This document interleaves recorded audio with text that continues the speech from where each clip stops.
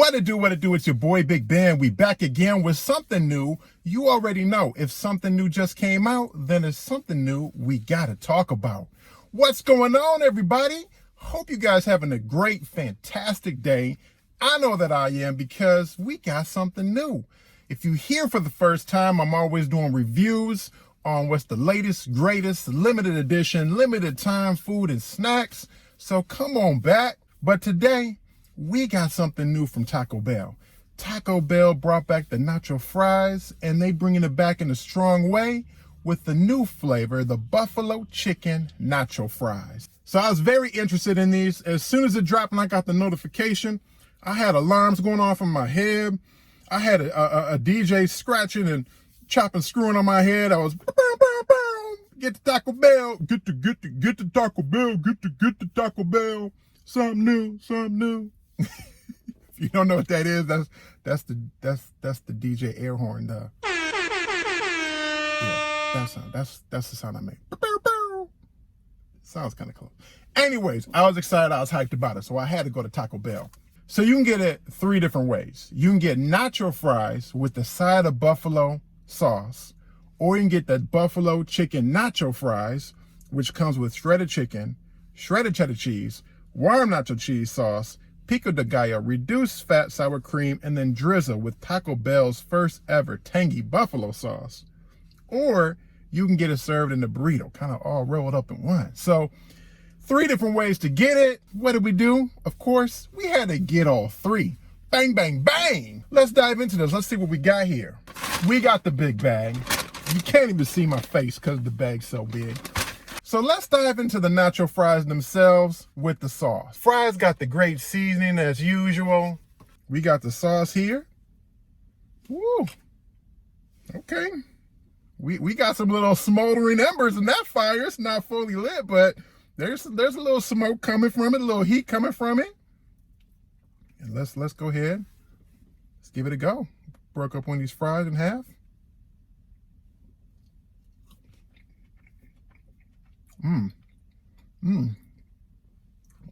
Woo, a little bit of kick, not too crazy, but that's good. Man, I like this. Hold on.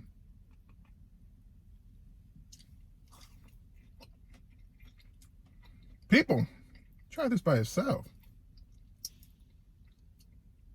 Taco Bell. That's a smooth sauce. I'm not even trying to exaggerate, you guys, or hype this up. That sauce is money. They could bottle this up and put this on some wings. I know a few wing restaurants and wing places that could use a base sauce like this for their buffalo sauce. I'm not going to even lie. Taco Bell, I'm loving this. Loving what you're doing. So, for your fries and buffalo sauce by itself, I'm going to have to give that a 10. Executed well. Fries were hot. Buffalo sauce is nice. Very nice all around. Great delivery. I can't find any faults with this. That's a 10 by himself. Now, let's hop into number 2. We got right here. Ooh-wee. We got a smorgasbord, people. We got a smorgasbord. All right, so we got the nacho fries. I don't know if it's called deluxe or what, but we got the Buffalo Chicken Nacho Fries here. We got the cheese melted. We got the pico de gallo. We got the sour cream. I'm not seeing a whole lot of shredded chicken, if there was supposed to be shredded chicken. But let's go ahead and dive into a bite.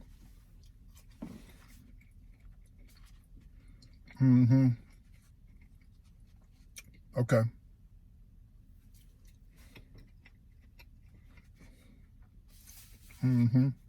So for your Buffalo Chicken Nacho Fries, I'm almost somewhat disqualified because they didn't make it right. They didn't put my shredded chicken on here. I probably would, as is, I probably would give it a 7 out of 10 because I'm upset that my order wasn't right. My chicken's missing, so I really can't get the full product. I imagine if it's on there, it probably will be a 9 out of 10 or 10 out of 10. I would say base it on my previous rating with the nacho fries side of buffalo sauce. That was a 10, banging.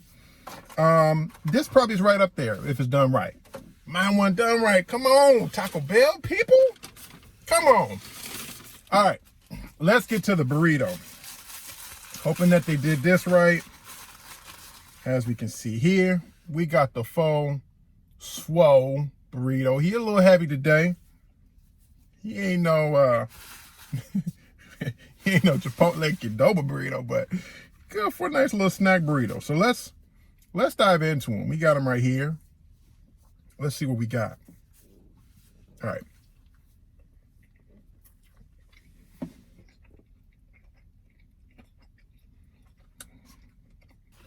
I got a lot of wrap with the first bite, which is kind of normal with the burritos.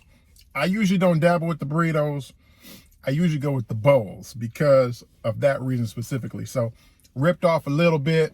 Now y'all can get a better look. You can see the meats. Okay, I do have a little shredded chicken in here. I have some potatoes in here. I have some pico de gallo, some sour cream, some cheese. Sound like we was wrapping a little bit. I got it all in here so far. So I'm liking this. Let's take a real bite now that we got the wrap off a little bit.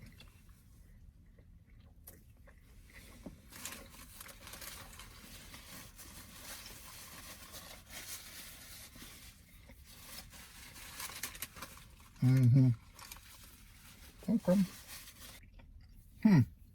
Interesting. For the Buffalo Chicken Nacho Fry Burrito, one thing about food for me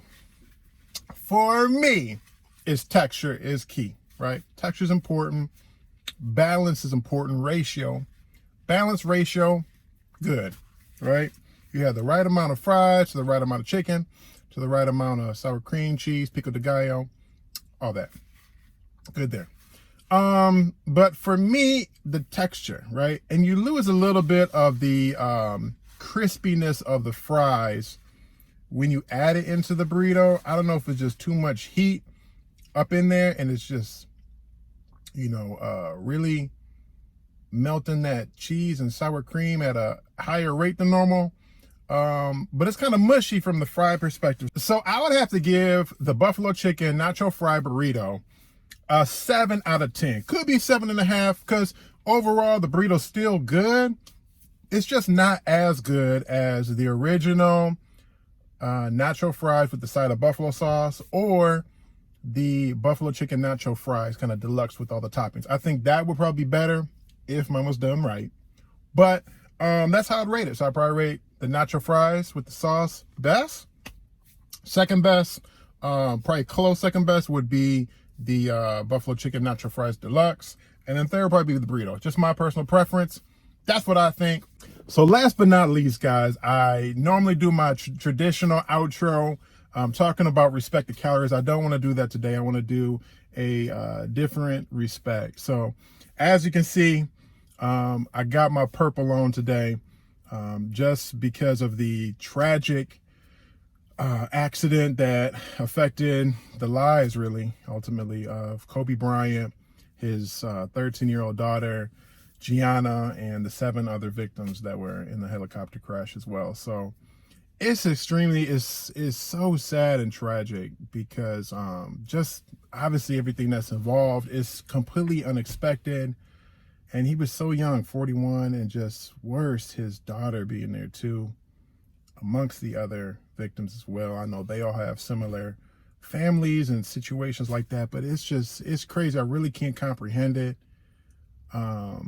Even days later, it's just so hard to just believe that something out of left field would happen like that. And I'm such a huge fan of Kobe Bryant in so many different ways. Like, he has numerous basketball achievements. I love his competitiveness. I don't want to necessarily focus on that so much because I just grew a whole new appreciation for him off the court. He was just entering his second life and kind of reinventing himself in the business world. But, more importantly for me, just like what struck home was just seeing him be a father to his daughters and how he the love he had for his family and just how he was so present and visible in his daughter's life. And that really struck home. That really struck home for me because he's so busy with all his business ventures and basketball stuff at the time, and that's actually how he did begin using that pilot and flying so often in the helicopter in LA, is because of traffic and wanting to be there for his daughters for pickup and different events and stuff like that. And there's interviews out there that you can hear, which just makes it so much harder to comprehend. But I thought he was an incredible father, and I just loved his, a lot of times sports stories are similar to life stories. And so when you watched him on the court, he was so competitive, and he still kept his level of competitiveness and worked on his skills despite the good times or the bad. And that's kind of similar to life. You go through ups and downs, and he had different seasons that were tough, whether injuries or just team dynamics or changes with the teams. And he was always a shark on the court, an ultra competitive player. And that's why he had the name Black Mamba. And he had the Mamba mentality, which I love, because it was about always being your best, always improving, always having that desire for curiosity. And I saw how he applied that on the court, but also even more how he applied that off the court with his family. He always was trying to be the best man and husband and father that he could be. And I just love how he was always present and showing up, and took an active role in his daughter's life. Me being the father of girls, I could totally relate. Couldn't imagine my life any other way. I think girls are absolutely awesome, and I know that fathers are a key to that. So just makes it so hard. My heart, my prayers, my thoughts go out to his family, the families of the other victims in the helicopter crash. And it's just tough. And just overall, I just appreciate the impact and the motivation he gave so many people, and just the inspiration. Gotta tip your hat to Kobe as a player, as a father, and he just amazing. So rest in peace, and praying for his family and the families of the others. Peace, guys.